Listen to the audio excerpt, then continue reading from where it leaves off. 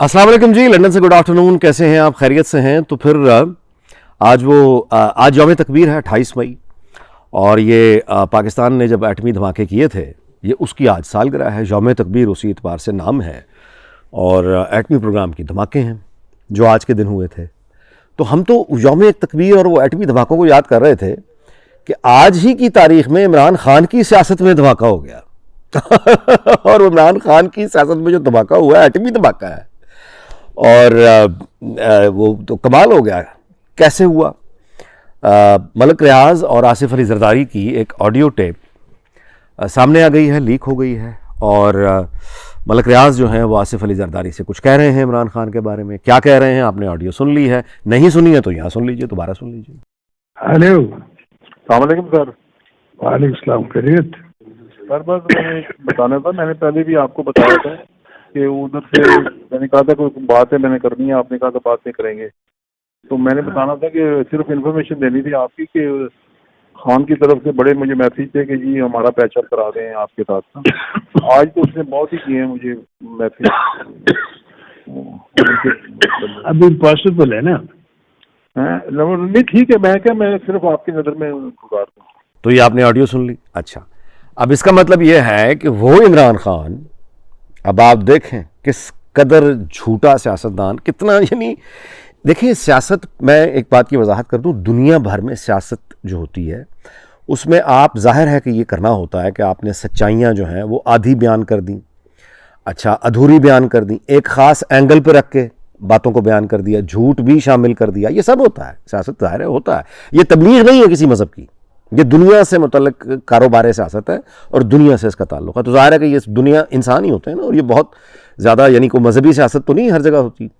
तो ये सियासत में होता है कि आप झूठ भी बोलते हैं, कुछ सच के साथ मिक्स कर देते हैं, आधा सच बता देते हैं, एंगलिंग कर लेते हैं। ये तो ठीक है, होता है, हर कोई करता है। लेकिन वो भाई सफ़ेद झूठ, बुनियादी झूठ, मुस्तकिल झूठ, इतना झूठ ये इमरान खान, वो सिविलियन सियासतदान, इतनी पॉपुलैरिटी भी जो गया, ये पहला आदमी है। वरना इतना झूठ, इस कदर झूठ, बुनियादी झूठ, ये तो डिक्टेटर करते आए हैं। यानी ज़ियाउल हक जो पहला नाम आता है, जनरल ज़ियाउल हक। अब आप अंदाज़ा लगाएं कि जिस आदमी को सुबह शाम पीपल्स पार्टी को गालियां, डाकू जरदारी, डाकू डाकू, बिलावल के लिए क्या शेख रशीद को रखा हुआ है जो वो बकवास करता है, इन लोगों को रखा हुआ है। अब आप अंदाज़ा लगाएं कि मलक रियाज को, अच्छा मलक रियाज के ख़िलाफ़ आपने इमरान खान से बाय द वे कभी कोई बात सुनी है? पिछले 3 साढ़े 3 सालों में इमरान खान ने कोई कहा है कि मलक रियाज जो है वो चोर है, डाकू है, मलक रियाज के ख़िलाफ़ मैं इन्वेस्टिगेशंस करना चाहता हूँ? कभी सुना है? बिल्कुल भी नहीं। अच्छा, मलक रियाज के बारे में ये भी मैं आपको रिपोर्ट इन्हीं व्लॉग्स में कर चुका हूँ कि वो तो इतनी इज्जत करता है इमरान खान मलक रियाज की कि जब वो बनी गाला यानी मिलने के लिए मलक रियाज जाते हैं, और जब वो वापस, तो इमरान खान उनको छोड़ने बाहर तक ना सिर्फ आता है, गाड़ी का दरवाज़ा भी खोलता है। वो इंतहाई प्रोटोकॉल कॉन्शियस आदमी है इमरान खान, इंतहाई एरोगेंट आदमी है। इतना एरोगेंट और प्रोटोकॉल कॉन्शियस आदमी अगर बाहर किसी को छोड़ने आता है और किसी की गाड़ी का दरवाज़ा खोलता है, या उसके बाद मलक रियाज गाड़ी के अंदर बैठा हुआ है और वो विंडो नीचे करके एक नंबर जो है वो एक मैसेज पढ़ा रहा है, और इमरान खान साथ में ऐसे लग के अगर वो नंबर ले रहा है, उससे खुद राजदारी देखे ना क्या है, स्टाफ को नहीं ये काम कहा जा रहा, दोनों ये मिलकर कर। तो इसका मतलब है कि इमरान खान और मलक रियाज के इंतहाई करीबी ताल्लुकात हैं। अगर वो ये कर रहा है, इमरान खान ये प्रोटोकॉल दे रहा है, तो उसके इल्म में है कि जो स्टाफ खड़ा ये देख रहा है कि मैं मलक रियाज को ये प्रोटोकॉल दे रहा हूं, तो ये बात यहां तक नहीं रहेगी, ये बाहर जाएगी। अच्छा, अब ये ऑडियो लीक ये कौन कर सकता है? ये रिकॉर्ड कौन कर सकता है? या तो इंटेलिजेंस ब्यूरो करती है। अच्छा, वो वज़ीर आज़म शहबाज शरीफ समझ आ जाती है बात। क्या ये शहबाज शरीफ ने इंटेलिजेंस ब्यूरो को कहकर लीक करवाई है? एक वजह ये हो सकती है, एक सूरत ये हो सकती है, ये कह लीजिए, ठीक है। लेकिन एक दूसरी सूरत भी हो सकती है, और वो ये है कि ये ऑडियो जो है, ये जो कॉल है, ये रिकॉर्डिंग सिक्योरिटी एस्टैब्लिशमेंट के पास थी, ISI के पास थी, और उन्होंने लीक की है। अच्छा, वो क्यों लीक करेंगे? वो इसलिए लीक करेंगे कि इस्लामाबाद पे जो अटैक हुआ है इमरान खान ने, और उसका जो हशर किया इस्लामाबाद का, वो ज़ाहिर दारुल हुकूमत तो उनका भी है ना। तो ये इसका मतलब है कि उन्होंने अपने आप को अगर डिटैच नहीं किया या डिसओन नहीं किया, नहीं डिसओन नहीं किया तो डिटैच कर लिया, यानी अब सामने फ्रंट पे आके कौम को और सबको बता दिया कि हम इसके साथ अब नहीं है। अच्छा, अब अगर हम इस बात को जरा यानी ये फ़र्ज़ कीजिए कि एस्टैब्लिशमेंट जो है नॉट ओनली कि वो न्यूट्रल हैं, बल्कि न्यूट्रल अब वो नहीं है, बल्कि अब वो इमरान के अगेंस्ट टिल्ट हो गए हैं, ये इस वजह से ऑडियो, ये राज इसलिए लोगों के सामने खोल दिया गया कि ये जो पीपल्स पार्टी को गालियां निकालता है, इसकी औकात इसकी ये है। अच्छा, अब अगर इस एंगल से आप चीज़ों को देखें तो फिर हमें यह समझ आ जाता है कि इमरान खान की आज की प्रेस कॉन्फ्रेंस में एक तो ये कि बहुत हिला हुआ लग रहा है, और दूसरा ये कि आज की प्रेस कॉन्फ्रेंस में क्यों इमरान खान ने आज ये कहा है कि हम मुज़ाकरात करने के लिए तैयार हैं, मैं कोई जंग तो नहीं चाहता। आज मासूम बन के ना बड़ा पोपला सा हम तो नहीं चाहते जंग, हम तो मुज़ाकरात करना चाहते हैं। आज मुज़ाकरात का ख्याल आ गया खान साहब को, किन लोगों के साथ? वो जिनके साथ मैं बैठना पसंद नहीं करता, डाकू हैं। जिनके साथ मैं गुफ्तगू को पसंद नहीं करता, डाकू हैं। उन्हीं से माफी के लिए मलक रियाज, और अब उन्हीं से मुज़ाकरात के लिए खुद कि जी मैं तो मुज़ाकरात के लिए तैयार हूं। यार ये लोग हैं, ये ऐसा आदमी है। मैं दोबारा आपसे गुजारिश करूंगा कि इसका मतलब ये नहीं है कि आप इसको जाती नफरत बना लें, सिर्फ इतना जान लें आदमी ड्रामा है यार, सेलिब्रिटी रहा है सारी जिंदगी, वो आज भी ड्रामे कर रहा है।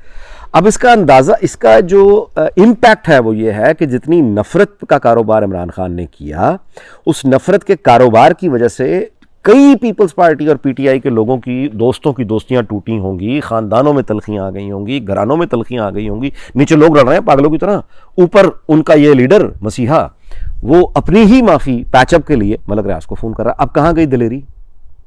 अब आप जरा वो आसिफ अली जरदारी या नवाज शरीफ बन के सोचें कि कोई आपको इस तरह से गालियां दे रहा हो, पर्सनल हो रहा हो, और फिर वो किसी के हाथ आपको सुलह के पैगाम भेजे, तो कितना गुस्सा आएगा आपको।